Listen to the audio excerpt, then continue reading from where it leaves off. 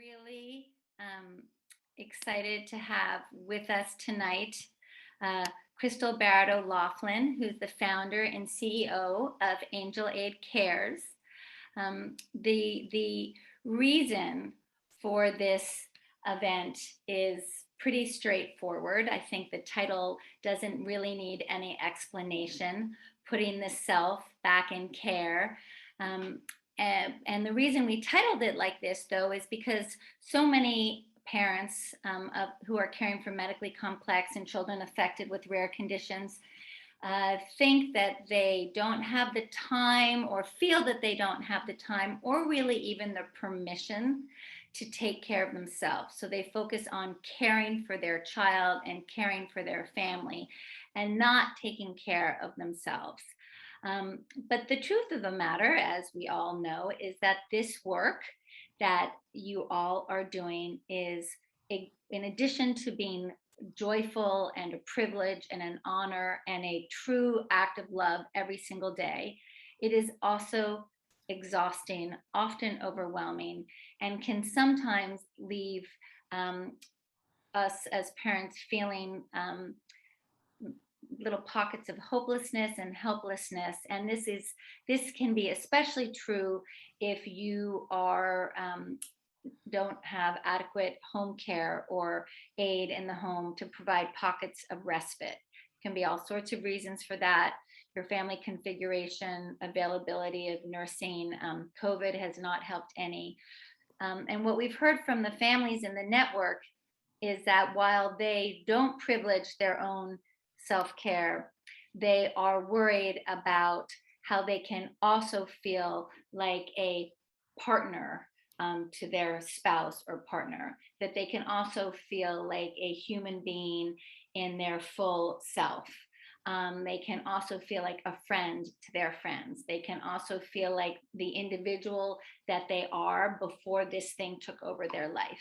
So CPN wants to be responsive to that. There's a lot of stuff that Courageous Parents Network focuses on features, and we think we do very well.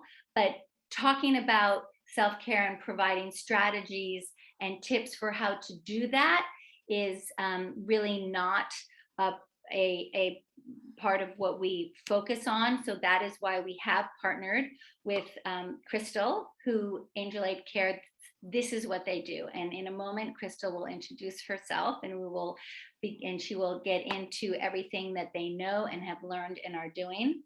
Before we do that, though, I thought we would play a video of one of the CPN moms, Brenda Murray, who I think is on tonight.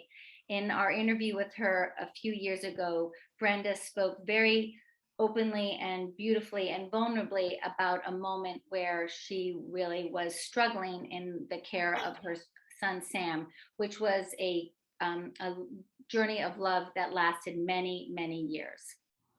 So here we go. I definitely thought, I can't do this.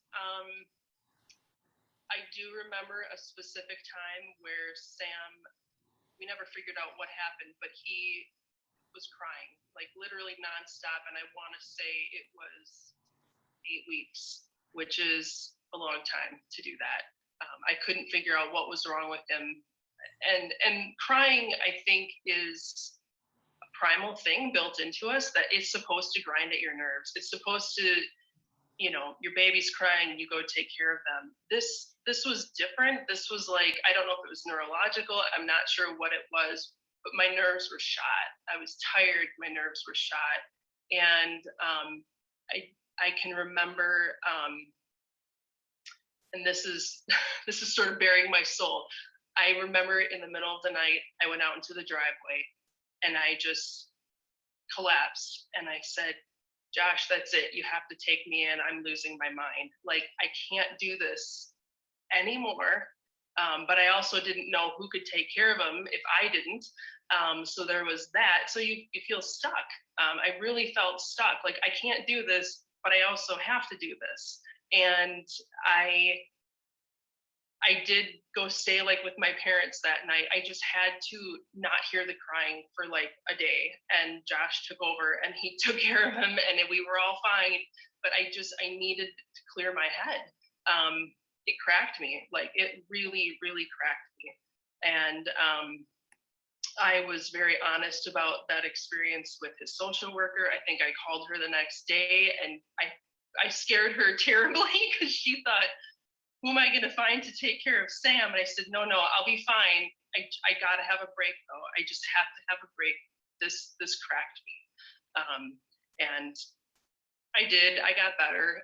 But I think it's your choice to get better, too. I didn't want to stay in that place, that scary place in my head. I couldn't stay there, but I needed to find ways of self-care in little ways, because I had to survive this. So it was like, I could have years ahead of me, and I did. I had years ahead of me yet of doing this. And so I found things to do for myself, very small things, but they made a big difference. And so thank you, Brenda, for that. And maybe when we get into the more interactive question and answer phase, Brenda might share some of what she did. On that note, I should say that please use the chat feature. We'll be monitoring the chat feature, and we may pause to acknowledge some of the comments in the chat. And then we will be opening it up for questions from you directly if you unmute yourself when we call on you. Okay, so Courageous Parents Network does have content on taking care of yourself, and we hope you will take time to look at what we have. We have a guide, we have videos such as the one you saw from Brenda. We have some yoga and meditation videos that we've carefully curated. In fact, the yoga teacher did this just for CPN. And we have some other materials that we have been very careful about getting. That having been said, this is not what we do 24/7, which is why we have joining us Crystal. So Crystal, thank you for being here. I will now hand it over to you. And without any further ado, take it away. And I apologize that I forgot to put a T in your middle name there, an extra T. No worries. I'm still the same person. Good evening, everyone. Oh my goodness. I'm so honored. I remember being interviewed by Courageous Parents Network. I want to say maybe 4 or 5 years ago. It was before the relaunch of Angel Aid. We've been around since the year 2000. And I had this beautiful interview with Blythe and Jennifer. I believe it was at the National MPS Society meeting. So I'm just so honored to be here to talk to you tonight and have a conversation. There's a lot of us in this room together, but there's not so many that we can't hear from everybody, especially now that we have this awesome Zoom chat function feature. And so the first thing that I would just like to get a sense of is, what is your role as the caregiver? So I'm making a huge assumption that we have a lot of mothers in the room, but we may have some grandparents in the room. We may have some professional caregivers. We may even have a father or two. So can you just drop into the chat what your role is in the family? And it's interesting, while you're doing that, one of the things that we experience in talking with our community, because Angel Aid is here to provide relief for caregivers, we realize that mothers and caregivers, they don't think of themselves as rare mothers, right, or rare fathers, right? They tend to think of ourselves by the disease. And isn't that an interesting orientation? So I'm a BPAN mom. I'm a MPS mom. I'm a SCN 8A mom, right? And so, or dad, right? Mom and dad watching together. Oh, wow. So we've got this really beautiful mix in the room. So, so I will be sure to be inclusive, because one of the things that I want to be really clear is that never do we focus on the mother in exclusion of the father or anybody else in the family.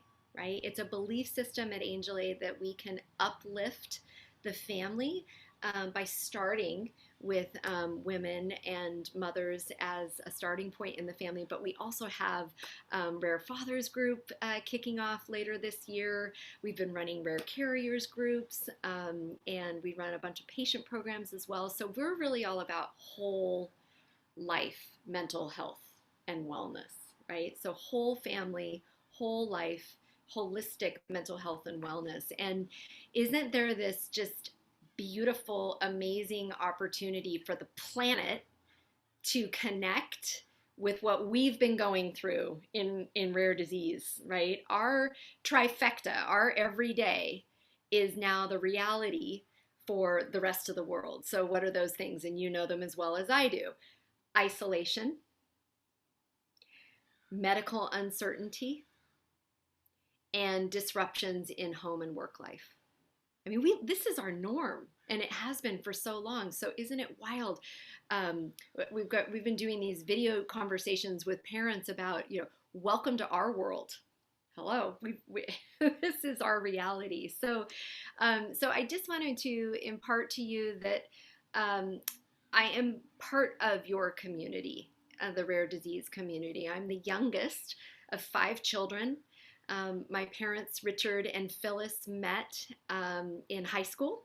He was captain of the football team and she was head drill team leader, and they fell fast in love and they wanted a big family. They had 5 children in 8 years, right? So basketball team of kids. And 3 of my 4 older brothers actually were born with MPS disease, Hunter syndrome. So my mother didn't know she was a carrier, kept having babies about every 18 months. She did notice that my oldest brother, Richard, who's still alive and does not have the disease, that he was developing, standard, she's a young mother, right? Hitting all these developmental milestones. And then she noticed that David was missing milestones, but she was getting a bit of a brush off. And it wasn't until she was 8 months pregnant with her 4th son, Randy, that they actually confirmed the diagnosis. Now, they didn't even name Hunter syndrome until 1968. So my brothers were sort of patient zero in the first 100 people to be named. So I mention this because David, Jared, and Randy passed away at 12, 18, and 19 years old. So the whole family was oriented around caring for my brothers. And I can tell you that even though they gained their ability to walk and talk and lost their ability to walk and talk, we still had deep, deep connections, emotional connections with each other. And that's what happens, right, with caregivers, whether we're parents or we're siblings, right, or we're grandparents, or I see child life specialists. I see so many different roles represented here. So we are so deeply connected, and we're so invested in this orientation around the patient that we so often forget to take care of our own needs. So that's what tonight is all about. I just wanted to kind of set a stage. This quote, "The purpose of suffering is to sow the seeds of empathy." That's the best I can offer. The best I can offer for why me, why us, why this experience is that in experiencing these difficult moments and life circumstances and losses, we find a deep reservoir of resiliency and hope and connectedness to each other. There's always somebody that's suffering more than you are, or as much as you are, or just needs to be seen. And how can you see if you haven't sort of been walking that journey with them? So I thank you, and I'm excited to go on the rest of this journey with you. So, okay, so the focus on mothers. The first 17 years of Angel Aid's existence, I was hyper-focused. So I founded Angel Aid in the year 2000, hyper-focused on curing MPS disease. I never wanted another family to have to go through what our family went through. It actually, ripped my parents apart. They divorced when I was 3. I'm going to give you a Hollywood happy ending, okay? And if you've heard this story, keep it quiet. But I promise you that at the end of this, I'm going to give you a Hollywood happy ending. But it did literally break the parental bond apart because there's so much stress, right? And at least now we have tools, we have a culture where we talk about things. Back in the 60s and early 70s, we didn't have the tools, we didn't have the internet necessarily, we didn't have IEPs necessarily in school, like we didn't have all the support that does exist today, and so that weighed heavy. And so we started Angel Aid. The purpose was to cure MPS disease. We are one of the 5%. So we all know the statistics, 350 million patients have a rare disease, half are children, there's 7,000 plus rare diseases. Only 5% have a treatment, and there are no cures today. Now, I know we're gonna have cures in our lifetime, but the 5% of treatment, Angel Aid funded a research grant in the early 2000s to someone you might know, Dr. Emil Kakkis. Right? So he is just like the founding father of enzyme replacement therapy. And ERT has been used for a number of different patient communities. And now young men that would have passed away in their teens are going off to college if they get on active treatment for Hunter syndrome. So it's a miracle. I've witnessed the power of philanthropy. I've witnessed taking $1 and turning it into 2, into 5, into 20. So any of you that are doing advocacy work or charitable work or raising funds, just know that it can make a difference. I want to be testimony to that. But what I found about 5 years ago was something was sitting on my heart and I couldn't shake it. And here's what it was.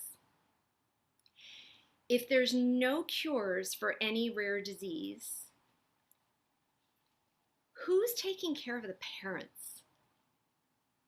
Who is asking, are you okay? Are you getting through this experience emotionally? How about the bereaved parents that have lost their children? I know that there's groups out there, but do we have this sort of umbrella constant open dialogue about what it's like to be a caregiver, what happens to us, where we as individuals get lost in the caregiving role? Where are those resources? So I started doing all this research, and I have to tell you that I didn't see a lot of resources. I saw a lot of tracks in conferences, the caregiver track in the conference, right? And I did see hospitals, environments, and certainly, mental health organizations, NAMI and others are focused, but not focused on the unique considerations of caregiving on a long-term basis. Because these are not always short journeys. These can be very, very long journeys, right? And the journey doesn't end necessarily with the life of the patient. And who's talking about that? So we have rare mothers in our community, caregivers in our community, fathers in our community, siblings, and others that are on these incredible journeys. I know I'm talking to the choir here, Courageous Parents Network. You're capturing these stories. Everyone on this Zoom has a story to tell. And whether it's newly diagnosed, all the way through to, Caroline, who was told that her daughter was going to last maybe into her 30s and is now almost 60. Caroline's turning 80. Caroline's got a consideration she never thought she would have is, my daughter may outlive me. How am I going to care for her if I'm not physically on the planet, right? So, who's taking care of all these thoughts and considerations, right? And that really is kind of the foundation of where we formed Angel Aid. And I just want to call it out that there are so many brave souls that have stepped forward and that have said, okay, I'm willing to be vulnerable. I'm willing to be open about my experience because I recognize that not enough of us are talking about how hard it is, and how I'm grieving as a caregiver, even as I'm providing care, right? I'm grieving the life I thought I was going to have. I'm grieving the child I thought I was going to have, even as I'm loving the child that I have, right? There's room for dual realities, and that's okay, but we want to create space to talk about those things. It's interesting, ROI, return on investment, that's not, that's a business term, right? Why are we using that? So talk to me about that. There are not very many, if any, line item budgets for caregiver support services in pharma. It's patient-centric, right? And we've created this dynamic, and it's appropriate. We need to cure and treat the disease at the core, but in the meantime, while research and science is doing all this amazing work, and patient advocacy organizations and legislative organizations are lobbying for more money to go into research and science, the caregiver support becomes like the third leg of the stool, right? To keep things in balance. And the longer we ignore it, the more we know things are going to tilt out of balance. And we know this because we've witnessed it in other caregiving environments, right? So we don't have to reinvent the wheel in rare disease. We know in military and veterans caregiving, if we ignore the problem, suicide rates go up, everything bad to the family happens, right? We know in in senior care, dementia care, Alzheimer's, right? If we can apply some of the mature caregiving models and the recognized role in these other environments to rare disease, we're going to have a happier, more productive, more invested, accelerated drug development process, right? Everything gets better. It's like the country of Bhutan measures the gross domestic happiness quotient, right? Not gross national product, it's gross domestic happiness. And so what a thing to aspire to. How about just I'm okay today? Like I'm just like, oh my God, today I woke up and I can get through today. So so when you start kind of looking at these dynamics and you're looking holistically and you're looking global, like let's not be myopic, let's look globally because rare disease crosses borders. So let's look globally. When you look globally and you look at things like 82% of the time the primary caregiver is being provided by the mother, right? And that woman is making decisions. Am I going to pursue additional diagnosis? Am I going to keep pursuing diagnosis? I'm going through this diagnostic odyssey as it is, right? So she's impacting the diagnosis. She's impacting all of the advocacy. If she doesn't stand up, if the family doesn't stand up, if the fathers don't stand up, all of these different caregivers don't stand up. We know the power if we do stand up, right? The Orphan Disease Act was passed. We got exponentially more money from the National Institute of Health. So we know the power of standing up and doing advocacy, but we're making decisions in the clinical trial space. We're making decisions in the treatment space. I can't tell you how many mothers have said, you know what? I pulled my child out. I want to do good for the community, but it is crushing our whole family. I want to spend my last days with my child, connected to my child, right? So it's a little bit like the awareness that happened in other industries. What would it be? Like the automotive industry, and they realized, wait a second, like mothers are making the minivan decision, but we're doing all of our marketing to the fathers, right? So there needs to be a balance. And I just, again, to the fathers, I want you to know we have really strong bonds with father groups and father organizations. So even though we lead with mothers, it's never an exclusion to anyone in the family. Okay.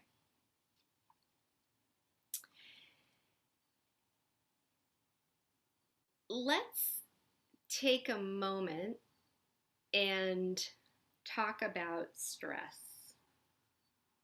Actually, let's take like a few moments and talk about stress. I remember my mother, and Brenda talked about it in her video that she did at the beginning of this session. I remember my mother saying, I was the perfect mom. You know, my sons, I treated all 5 children the same, and I wanted them to have the best life that they could have. And I was the perfect mom. Until the day I laid down on the couch and I couldn't get up for a week. And the reason she couldn't get up for a week is because she had been staying up all night, clearing lungs, keeping my brothers alive until the next day when the church and the Relief Society would come in and help during the day. But she was wearing herself into the ground. And so that is really, that's it, isn't it? It's not a PTSD experience. It's not a traumatic event that happened, like an earthquake, and then you've got to recover from the trauma of that experience. It's a chronic traumatic experience. It's a constant waiting for the other shoe to drop. When is that gonna happen again, right? And I think it's so important because we hear, and it's helpful to talk about PTSD because it's so well recognized, especially again in military and veteran caregiving and other areas. But when you're thinking about our experience, we need to think about it a little bit differently. And there's very little research on it, but there is a little bit. And is this resonating? Like, shoot me a note in the chat. I really want to hear. Does that resonate with you? You're like, oh yeah, because you're waiting for the next. When am I going to be back in the emergency room, or when is that doctor, going to give me a non-answer, or when am I going? It's sort of that rumination that happens. I'd love to hear your stories about that if that is your experience. But if you go to the next slide, this is the evidence of that. Okay, so Dr. Alyssa Epple is the preeminent stress serial grief. Yes, there's a term, right? Serial grief. And yes, that's an interesting term and accurate to describe our journeys, right? So I hope someday I get a chance. I did a TEDx talk talking about rare disease. I was so excited. That was a great opportunity to shine a light. But I hope I get a chance to talk about CTSD, because I think that would be a great TED Talk. And here's the research behind it, right? So Dr. Alyssa Epple is the preeminent stress researcher at UCSF. And she co-authored a book called The Telomere Effect. So has anybody heard of telomeres? Yeah, I think there's an organization called the telomere. Someone let me know what it is in the chat. But telomeres are those little receptacles in each of your cells of your body, right? And they glow. And when they're healthy and they're glowing, you're alive, right? But as they start dimming and they start winding down, when your telomeres go dark, that's the end of your life. Okay? So the Pulitzer Prize winning research was, Nobel Prize winning research was being able to isolate what a telomere is. Here's the tough part of that research. In caregiving, it's a different kind of stress. You're not spiking and then going into recovery mode. You are forever now buzzing at that level, right? And so your self-care tactics are different than everybody else's. Okay, so you already knew you were unique. Now you know, now you really know. You've got to do things in little micro moments of the day, every day, ritualized, right? A 3-day retreat isn't gonna put you back. It'll be great. It'll, get that 3, like Brenda said, I just needed one night where I could not hear the screaming. I just needed that so I could regroup and I could go back in. My mother used to take 1 day a month. She would go to the embassy suites, do an overnight, and then she would come back, right? And we all knew it. It's like, okay, mom's doing her respite. And you have to fight for it, right? Your family is used to you being on the treadmill and doing things a certain way. So once you've identified what your self-care is, and I'm going to give you some ideas, okay? So we're not going to just sort of like spell out all this news. So let me give you the good news about the research on the telomeres, okay? Daily micro rituals. We have to fight for those. You're so right. So those micro moments. So what they figured out about telomeres is you can repair them. Isn't that good news? Right? So don't worry. Like if you're feeling a little dimmed right now, it's okay. It's not too late. You can repair your telomeres. How do you do it? Okay, I'm going to sound so annoying. All the really obvious things. You need to start sleeping more. You need to start eating better. You need to start exercising, right? All of those things that we don't have time to do, but somehow we've got to carve them out because it's going to make you a better caregiver. It's going to make you a better family member if you're sustaining yourself first. But then we have all sorts of other things that we can do, and it's all about mindfulness, right? It's all about taking daily rituals that you're already doing, micro moments, and just flipping them into rituals that are good for you. Things that are self-reminding, that are all about self-love, right? Self-love. I have a ritual, and I'm going to start it with you. Every single morning, I start my day and I light a candle for our caregivers, right? So we know there's at least 350 million rare caregivers because there's 350 million patients, and they've got somebody in their life that's helping them. So every single morning, what you can know is that I'm lighting a candle for you. And you are not alone in this experience. Before we started this talk, I got my favorite relax tea, which is just a peppermint tea, right? But when I have my peppermint tea, I know it's for me. This is all for me. Right? So taking micro moments, these are things that you're already doing, but you're just adding meaning behind that micro moment. Okay, let's go to the next slide. Any questions? Do you want to pause for a minute? Are we good? Okay. Yeah, Crystal, I just want to keep going so we can have time for if people want to talk at the end. So Okay. Okay, we can keep using the chat, and people can Okay. put their questions in the chat if they have something pressing now. Otherwise, we'll put that in 10 of 8, 10 of 9, or 10 10 before of the 9. hour. Okay, great. Yeah, Yep, you're up. I'm gonna kind of race through the end because this is all it's what I'm trying to do is come at the idea of self-care from different angles, right? So some of us are super left brain, cerebral. I need the research. You got to show me it's going to work, right? And others is like, I need inspiration. Give me some ideas, right? So here's the last piece of research, and I think it's really important, especially if there's individuals that are involved in patient advocacy groups, or if you're running a nonprofit or you're involved with a nonprofit for your rare disease, or even if you aren't, I just want you to think about support, okay? Because we talk past each other. We say, oh, I'm doing that. I provide support, right? Or, oh, I'm receiving support. I'm supported. But we really need to talk about the 4 types of support. Okay, and this is from Psychology Today, so you can click in on this article. I'm sure these slides will be shared out, or you could do a Google search, Psychology Today, rare disease, and you'll find this research. But really what it talks about is 4 different psychologists talk about 4 different kinds of support: emotional support, tangible support, informational, and companionship. Now, informational and tangible support, that's what is this disease? What are the symptoms? How do I manage it? What doctors do I need to go to? How do I get my insurance claims covered? It's like that laundry list of triage list, that you get through. And then where are you? You're sort of at the bottom of the list typically, right?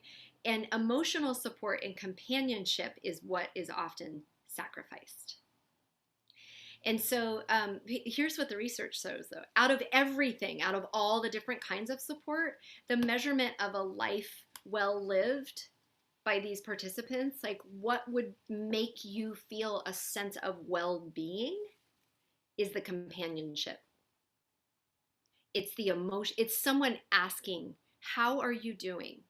It's the emotional connectedness and the companionship, and that's the least amount of what we provide. So that is squarely where Angel Aid operates.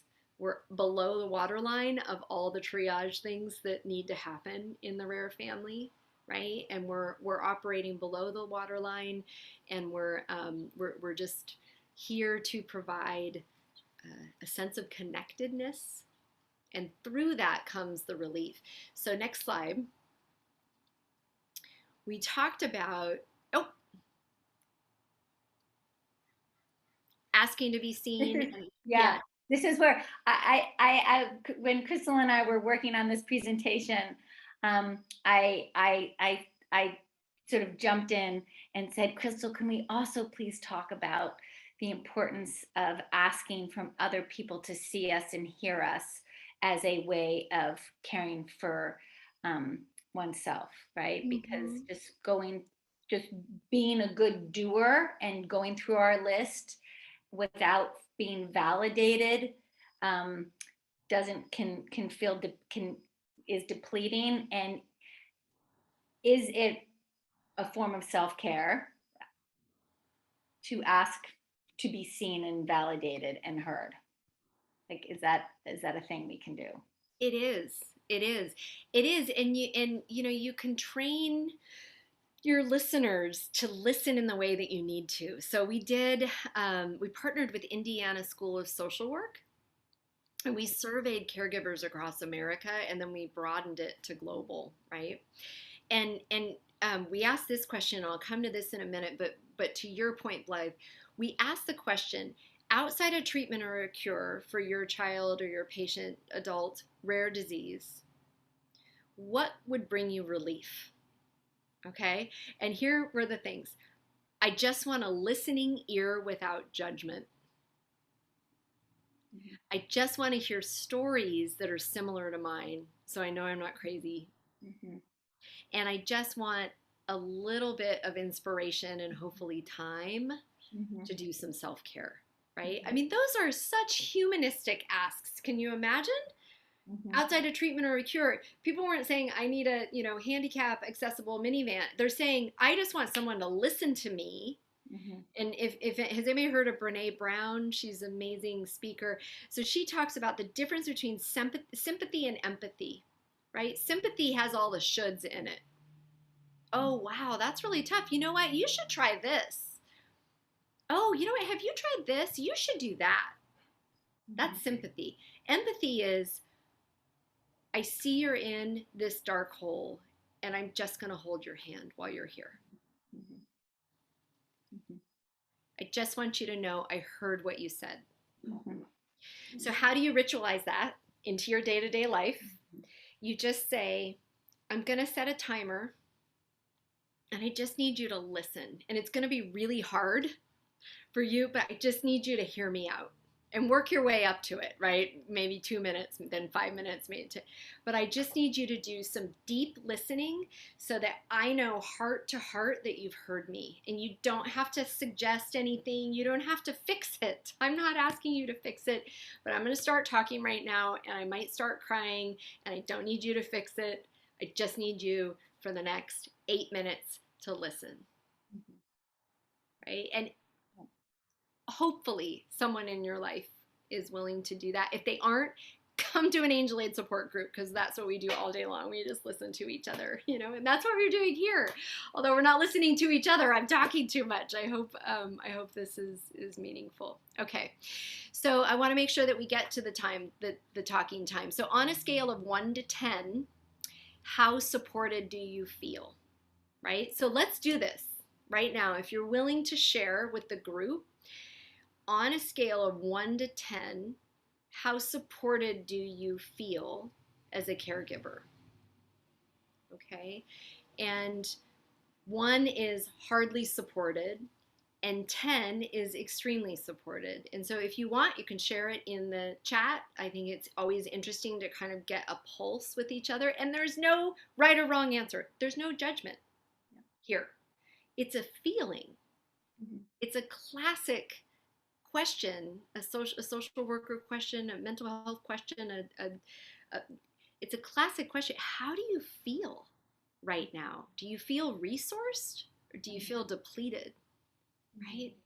And so we don't have the luxury when we say we're going to support caregivers, we don't have the luxury to say, well, we're only going to support people that are in wellness mode, or we're only going to support people in crisis mode. We have to show up no matter where you are, so that we can be there for you, so the community can support wherever a person is, right? And so from a crisis standpoint, and if you go to the next slide, from a crisis standpoint, okay. From a crisis standpoint, we talk about, well, we have listed on our website 800 numbers, National Suicide Prevention Line. We have crisis text lines if you need to actually get in a text conversation with someone. We have a link to Eurodece, which has 35 countries' crisis text lines and crisis support lines, right? So we want to make sure that if someone's in crisis, they get supported. We have a relationship with Give an Hour. Anybody heard of Give an Hour? They provide mental health support services for military and veterans caregiving. So we're taking that model and we're applying it to rare disease, because some people need 6 sessions with a professional to bridge them into feeling supported, right? But the thing about that is it's a state-by-state mandated function, so you've got to have like that matchmaking that happens. But there are things that we can do. We can be aware of the 5 signs of emotional distress. Has anybody ever heard of this? The 5 signs. Okay, so the 5 signs of emotional distress are personality changes, like drastic changes in the personality, uncharacteristic anger, anxiousness, moodiness, right? Withdrawal from other people, neglecting self-care, like just, I mean, we all do that anyway, but to the extreme, right? And then that feeling of hopelessness and overwhelm. So checking in on those 5 signs, and it's actually a campaign, like you can download the 5 signs of emotional distress. Thank you, Blythe, just provided the link. It's so helpful. We're posting it out into our community all the time because we want to check in with each other. So what's the antidote to that? What do you do on the antidote side? What are the 5 healthy habits? You take care of you, number 1. Giving you permission is so important. You take care of you. And again, you might have to box it out, right? You box out your time. You take care of you. You check in and you do checkups with people that are important to you, right? And then you fully engage when you are in the moment. You're not sort of off on the side thinking about the distress. You're taking a deep breath and fully engaging who you're with. You find ways to relax. And then, the 5 signs of emotional suffering. Those are kind of a few of them. Okay, so talking about mental health is so important, and we're fortunate that there's trending in that now, right? I mean, look at the Olympics. I mean, you've got Olympians standing down. You've got all these counselors in schools saying, no, we got to make sure that mental health, that this is, that we're paying attention to this. This is important. This is fundamental for society, right? So that's on the crisis side. On the wellness side, now we can start offering, somehow this individual has resourced themselves, right? They've found some sort of support structure. I love that you guys are supporting each other, right? Isn't that what we're supposed to do? Keep supporting each other in the chat. It's so important. And I see all the different levels in Amanda and Key. I feel for you.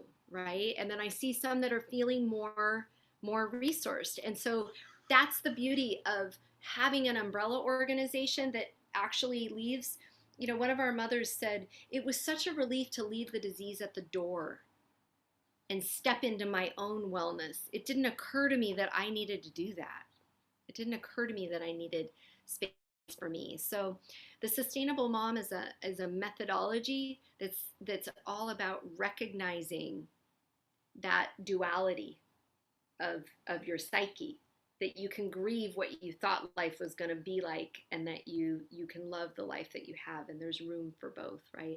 And then we know all of the amazing things we can do, from meditations and sound therapies and others. So next slide. We've asked caregivers, what are the pain points? Needle pokes is a major pain point in the family. So we developed a holistic healthcare practice, a 1-hour webinar, and a kit we ship into the home of caregivers to work with patients on taking back control. Because really what usually is striking needle fear and needle phobia is the loss of control. The pain is certainly an element of it, but it's that feeling of I'm out of, so what can you do to add control back in? So we work through those. We also work with a holistic product called the Buzzy. And then thinking of other pain points, we kept hearing that I've got a young adult and they are so isolated. It's causing me stress because they are so isolated and alone. And so we worked with a Pixar animator and developed a storytelling workshop called Who Am I? And we invited young adults to come into community. What is this? It's backdoor therapy. We're just bringing these young adults in to tell their story, right? And in doing that, they're building community and they're getting that cathartic response of sharing. So next slide. And the last is the talk it out. It's the talk it out, right? And that's where we have to have these systematic, ritualized, regular support services. And so with Angel Aid, we provide weekly support groups, monthly support groups. We're starting to layer in multilingual support groups. We're starting to nuance some of that. So one of our partners realized, it's one thing to talk about caregivers, but what about carriers? What if you haven't even had a child yet? When do you tell someone that you're dating that you are a carrier of a fatal genetic disease? Do you tell them on the first date or the 20th date? Do you tell them, do you do family planning before marriage or after marriage, right? These are hard subjects, right? And so what we try to do is host the conversation and then surface the answers. So everything we do is recorded and shared, because caregivers listen to things in the middle of the night. That's what we know, right?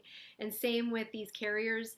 With that particular program, all the conversations were represented graphically in infographics, so that all the different stakeholders in the family, in the pharmas, in the payers, in the providers, they could hear the voice of the carrier.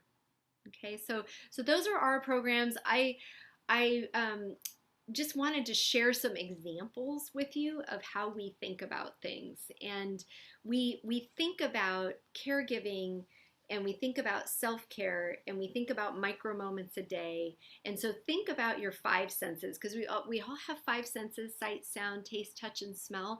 Think about ways to activate those senses. Maybe you have a dominant sense. Maybe you're very sight oriented. I am. Sight is my superpower. So I always pretend that I'm Wonder Woman and I have jewelry on both wrists. And then, we have these gold heart bracelets that we mail out to our rare mothers so that they have a visual cue that they are supported, right? And so we've got moms sending us pictures of being in the hospital and those sorts of things, right? And taste and touch, something soft, wrap yourself in it, and wherever you are, just activate through the senses can be a really powerful tool. Okay, I want to stop and make sure that we've got some time. And yes. Well, Crystal, what I really Well, first of all, thank you for everything that you've shared, all of it, including like I'm a big fan of the research because I think parents need to see that they're part of something. This is not just something that is happening to you.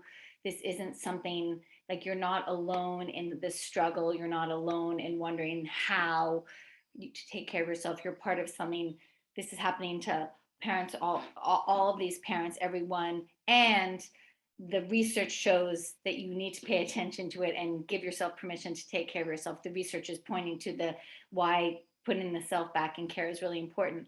I also love what you've this notion of reframing daily rituals because I mean we as parents of medically complex rare kids we're reframing our we're practicing reframing 6 ways to Sunday all the time, reframing expectations, all of that.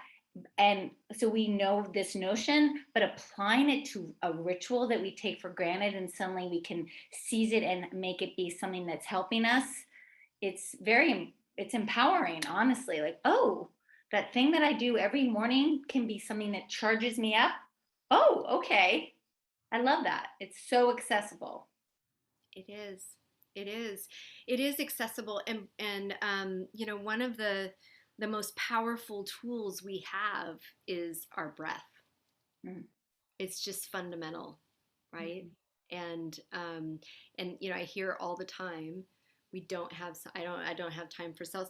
So let's take literally 30 seconds. Let's take a deep breath together. We'll take three. Okay. So just empty your hands. Put your feet flat on the ground. And I'm going to ask you to close your eyes if you'd like. And we're just going to take 3 deep breaths together. And a deep breath in.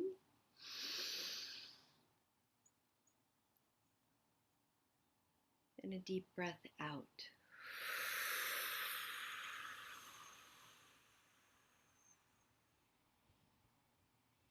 Breathe all the way into your belly. A deep breath in. Hold it, hold it. And a deep breath out.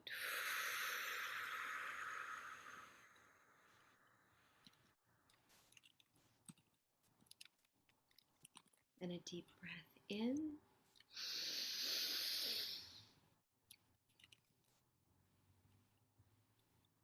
And a deep breath out.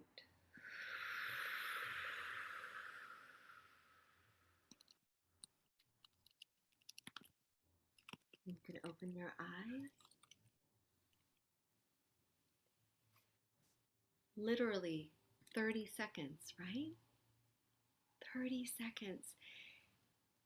And you feel floaty, you feel more grounded, you feel calmer, right? So that tool is available to you anywhere, and there's so many other tools, meditation, yoga, reading, journaling. Jennifer asked, I'm a bereaved mom and I still struggle with self-care. Can you suggest ways to practice self-care? Especially in grieving, it's letting those feelings flow through you. And whether it's flowing into the page or flowing in and out of your mind or flowing through your voice into conversation, that few minutes that you take can grow into 3, 4, 5 minutes, grow into so the answer is whatever it is that you try, just do it for a little bit and be proud of yourself. Just try it a little bit more the next day. Ritualized daily micro moments. So that's the answer. Crystal, can I say another thing that, and then I'll stop if anybody else wants to speak. I think one of the things, you know, at CPN, we talk a lot about the importance of the pressure that all parents feel to be a good parent, but how this is particularly the case for when you're parenting a medically fragile or sick child, where there's so much responsibility because there's so many big decisions and there's a lot of struggle with the child. And you know, how can I think it's not uncommon for parents to think that my child's well-being is an indicator of whether I'm a good parent or not, and that self-care, that part of learning how to take care of yourself is to separate your child's well-being. It's to separate your definition of your perspective or perception of yourself as a good parent from your child's well-being, because undoubtedly you are being the best parent you can be, whether your child is thriving or not. That when your child is struggling, that does not mean you're not doing the best you can or a fantastic job. And that self-care is part of self-care is to separate that. Yeah. And that word separation can be really stressful, right? It's that, and so we try to talk about it in terms of dual. There's space for both, right? There's space for you to take care of yourself and for you to take care of your child. And you are worthy of the same loving energy that you're giving to your child or your patient adult or whoever it is that you're caring for. And that's so common, right? To have that feeling.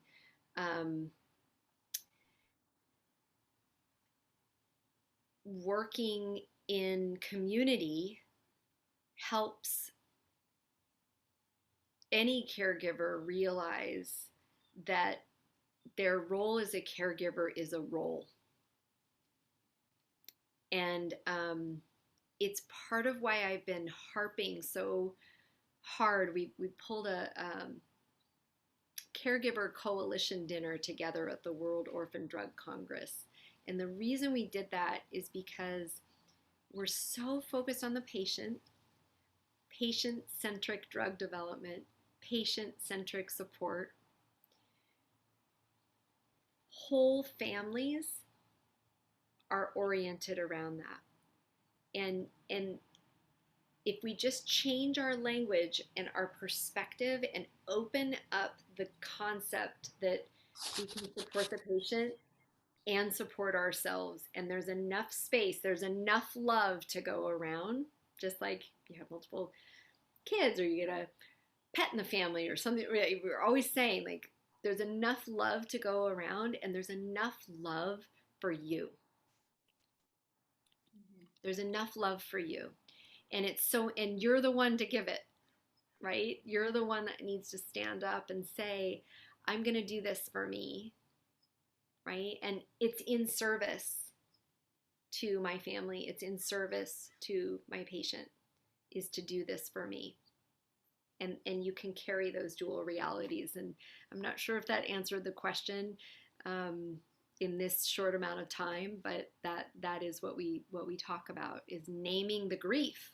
Because grief is an interesting thing, right? You think grieving has to happen when somebody dies.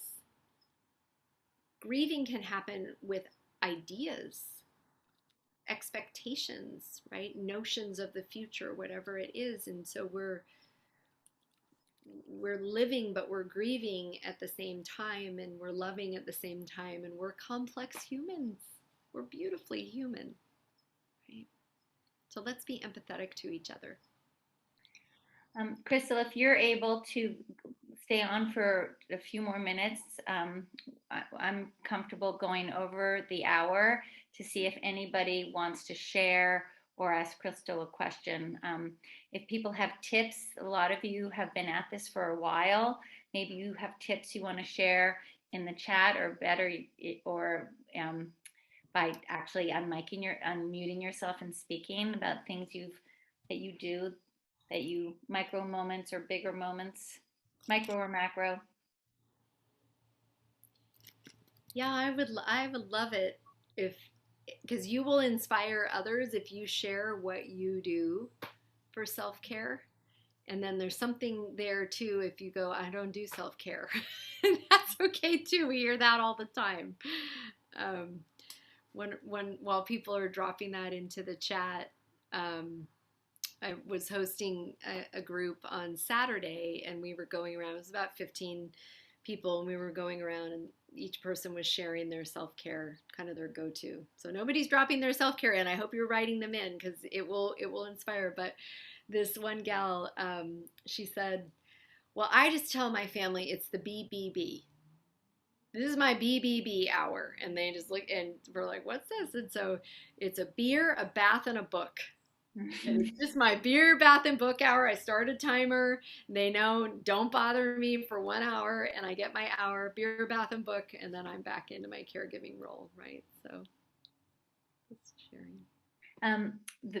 Unless anybody's going to put something in, I'll share that Brenda, who's not here, we cut off the video a little early, but she talked about how whenever she took her son to clinic, she used it as an opportunity to get a cupcake. Like that was a form of micro act. Damn it, she hated the going to clinic, then she always treated herself with a cupcake. Yeah. Well, and so I promised the Hollywood ending. So my parents, Richard and Phyllis, they divorced when I was 3. They each remarried a second time in short-term marriages, 5-6 year long marriages, divorced again. Then they each remarried again, long-term marriages, 20+ year marriages, and they widowed within a year of each other, the same year that our daughter Chloe was born. So she's 14 now. So they've been back together. Richard and Phyllis have been back together for 14 years after 35 years apart. And we talk about self-care all the time, that it took them 35 years to learn self-care because they were beating themselves up for so many years what happened, with my brothers. And now they found their way back to love and forgiveness and empathy. And a big part of that was the love and the forgiveness and the empathy of themselves, that it wasn't their fault that this happened to our family. And there's so much healing that can happen with that realization. So thank you, Crystal, very, very much. And that is a happy ending. I want to acknowledge for everyone who's here, the parents, the grandparents, the other caregivers, that this stuff is often easier to talk about than to actually do.